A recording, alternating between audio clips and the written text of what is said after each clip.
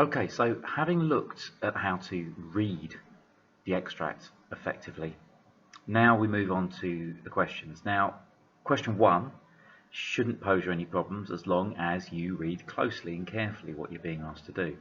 So I'm moving on here to question 2, which is about the writer's use of language. Now, the main problem people have with this is not doing what it says on the tin. The tendency here is for people to talk about what happens, the content of what's going on. But the focus is very, very clearly on language, and the examiner will mark you for nothing other than a comment about language. Now here's a typical question from the same extract we used before. How does the writer use language to describe the impact of getting hit by lightning? Now we can see the extract. Remember, the extract is reprinted for you, the little bit that's being used for this on the paper, and it allows you to focus in tightly. They give you a few lines because they want you to really look closely at it. I was in a field where there were horses and riders performing tricks. Then a storm blew in, and a woman, not man, picked me up and brought me under a tree. As she held me tight, I looked up and saw the pattern of black leaves against a white sky. Then there was a noise, like all the trees falling down round me, and a bright, bright light, which was like looking at the sun. A buzz ran right through me. It was as if I touched a hot coal, and I could smell singed flesh and sense there was pain, yet it weren't painful. I felt like a stocking turned inside out. Now, if you have looked at this in the Reading Intelligently video, you'll remember as we look through this, we already have made comments as we initially read this about some of the language ideas here. But the important thing here is what this precise question's about. Yes, how does the writer use language, but it will always give you a specific focus to describe the impact of getting hit by lightning here. Now, if I talk about language used for any other reason, I'm not going to get a mark for it. I've got to answer that question. And to make sure that I'm focused on it, the very first thing I would recommend that you do is to look for the answer first. Get an answer to that question. In those lines, how does the writer use language to describe the impact of getting hit by lightning? Not specific particular ideas, but what am I seeing overall in that section? Now, the way I look at it, I'm seeing that she uses very sensual language. She focuses on noise. She focuses on light, vision. She focuses on touch and smell. Trying to get across to us exactly what it's like to be hit by lightning. I'm guessing most of us have never actually been there. So that for me is an overall answer. How does the writer use language here to describe the impact of getting hit by lightning? She uses sensual imagery to place us right alongside her, to feel what she's feeling and experience it too. Now, I'm now looking for specific examples.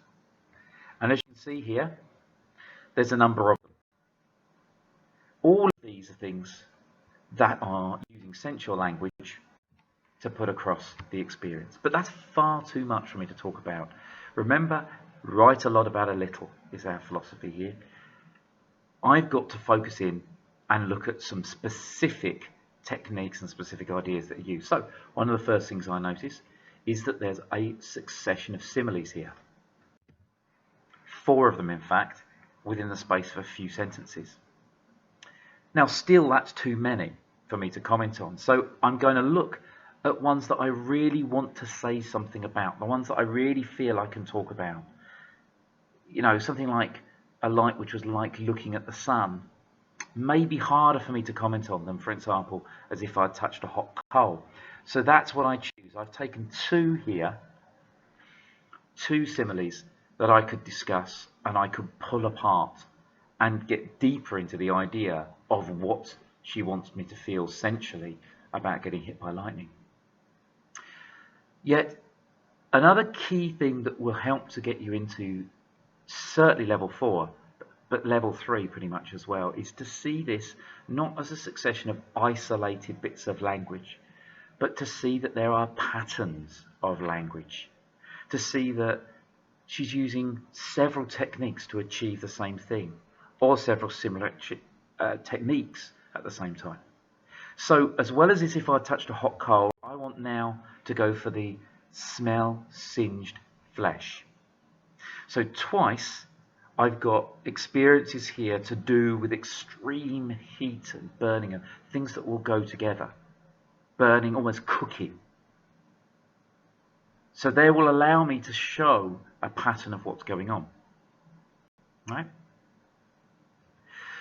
So now let's look at how we turn this into a piece of writing. So as I said before, foreground and answer. Start with an answer to the question. Not because that's what AQA tell us we have to do and you'll get more marks for it, but because it focuses us on the answer.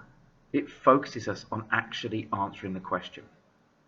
How does the writer use language to describe the impact of getting hit by lightning? Well, the writer uses very sensual imagery. That's how she does it. But this isn't enough. And many of you might stop at this point and now go give an example. But what helps here is to foreground the effect. What I mean by that is to put the effect of doing that right at the front. What's the effect of using sensual imagery on us? Well, I would say she's trying to make the reader feel for themselves how horrific getting hit by lightning is. Now that's a very, very clear answer to the question. How language is used, how getting hit by lightning, the impact of getting hit by lightning comes across. Now as I move on to the description here, the next section, the specific details, you can see again that I use that idea that I mentioned before. All of those similes, I don't need to list them. If I just say she uses a succession of similes, I'm using subject terminology, but I'm also pointing out the technique that she's using. I'm only going to focus on one, but I point out she's done several. And again, I foreground the effect. What does she use a succession of similes for? They describe the look, feel, and smell of it. And then I focus in on comparing it to touching a hot coal. Now notice I haven't quoted the entire simile. I don't need to. I only need to quote the bit I'm going to talk about, the hot coal bit. So now I want to analyse how that works. So the very first thing I go for is I go for hot coal. Okay, that's my focus. I pulled that out here. And I go for what are the connotations of hot coal? What links in my mind to the idea of hot coal? Now I'm also remembering historical novel, 19th century. Coal used a great deal more. So for me, it goes beyond just the fact it's hot. Why coal? Well, coal was used for heating and cooking at that time. So there, as you can see, I say as well as representing something extremely hot, we think of coals as something which, at the time this is set, was used for heating and cooking. So that's analysing what the connotations of coal are for me. But that's not enough. That doesn't really answer the question. So what? It's used for heating and cooking. What's that got to do with the impact of it? So I've now got to place it into its context. I've got to look at the sentence it's in. I've got to look at the paragraph it's in, the extract. What the image of this hot coal used for heating and cooking mean in this situation, or suggest in this situation. And that word suggests is a very useful one. Implies as well. If you force yourself to use the word suggests, you're going to come up with an interpretation of it. This suggests to us the feeling is like she has been thrown on the fire or is effectively being cooked. It's not particularly deep or intelligent that, but it just puts across what I think she's trying to do. Now there may be a more perceptive answer, those of you going for level 4, and this is the point at which you're probably going to show that perception, where you maybe are linking coal to something a little bit deeper that might be going on here. Okay, touching a hot coal, the idea of maybe something natural being used by humanity for the wrong reasons, you could go into that. But for the purposes of this, the easy thing for me to do now is to go, okay, I've done that, now I'll go on and make another point. But as I said before, patterns. Patterns make the point better. I've just pointed out here that it follows on straight away with the description of how she could smell singed flesh. So again, I've linked those two together. This is still part of describing the look, feel and smell of it. But once again, I'm going to pull this apart. Now my point here is less to do with what the word means as to do with the sound of the words. So that's what I've gone for. It's not only a revolting image, but it's a collection of words which sound horrible, with their harsh consonants, sibilants, and the use of the word flesh. Now, that might look advanced, but it isn't. It's just the idea that that word singed does not sound good. Flesh does not sound nice, even smell. And I thought, okay, I can just say it sounds horrible, but I've thought, why does it? Well, we've got the S's and the J's and the F's as we go in the sh. It's a lot of harsh sounding consonants, okay, which again is another way of putting in subject terminology just naturally. The repeated S sounds of smell, singed, flesh is sibilants. And again, it creates a nasty, unpleasant sound in this case. And then I've gone for the word flesh itself, because of course, you know, smell singed skin, smell singed bodies. Flesh is not a nice word, and it doesn't feel like a part of you. You don't talk about your own flesh. So I've suggested it seems to detach her from the experience, like it isn't her own. Now notice the use of the phrase seems to. Maybe that's because I'm stretching a little bit here, and I don't know for sure if that's what everyone would come up with. So I'm just saying, well, that kind of what it comes across to me as. Now, in that whole section so far, you can see that it's very clear what I feel the language does. It's very clear my use of subject terminology, my choice of language, quotations, if you like, from there is again apt and appropriate. It's very well chosen. And most importantly, probably, the comments on the language, the analysis, the discussion of the language and its impact is clear. It doesn't just say something vague. And that's one of the key points here I want to make. When you're writing a section like this, you have to be specific. If you just mention coal and then say it has a good effect, or it makes us feel how bad it is, you're not saying how those words do. How does coal make it feel that it's that bad? How does the use of that? How does the description of smelling singed flesh make it feel awful? If you just make a comment on it, you're only going to get a level 2. If you pick on the words and talk about what is it about those words that works, then you go somewhere further. Let's see another example of this. Now, I picked up the final phrase here of comparing it to being like a stocking turned inside out. And this is something I can follow up with now. Now, once again, I just throw in the descriptive, the subject terminology, the conclusive simile. And then I quote again that she felt like a stocking turned inside out. And I've got this idea of seems to again, but I've also got the word suggest again. So I'm looking for, why does that particular phrase, the detail of that, get across the impact? If I say it doesn't seem nice, well, how does a stocking, why not just say nice? Why use that image of a stocking turned inside out? So I could have gone, if I was going to go for a length of time, about the idea of how, the inside of a stocking is warm, the outside of a stocking isn't so warm, so maybe it feels like the warm parts are on the outside, the cold parts are on the inside. But all I've gone for here, that it's the wrong way round. Everything's the wrong way round. And just to make that point, well, what is the impact of that? What does that mean then? Well, I've pointed out it contrasts with what she's just said about the lack of pain. She didn't feel pain.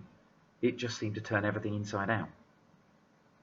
Again, specific comment on those words.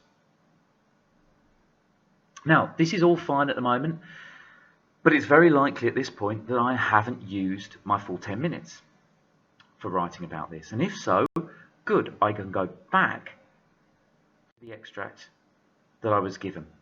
Now, I talked about essential language. What about something else? Well, you can see where the gap is here. I haven't really dealt with the first paragraph.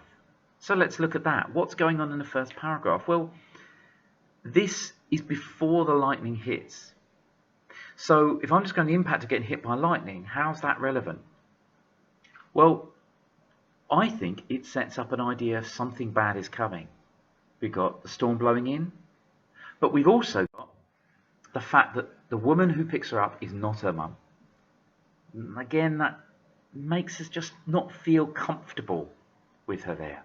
And the fact that when she looks up, she sees the pattern of black leaves against a white sky, and that could be seen as ominous, an omen of some kind. So, I would probably pick on that pattern of black leaves against a white sky because of what could be said. So, let's see how I'd write that bit. Look at my link here. Even before all this, the writer uses symbolism. There we go again. There's a technique. But notice I foreground the effect again. What do they use it to do? To create a feeling of something dreadful coming.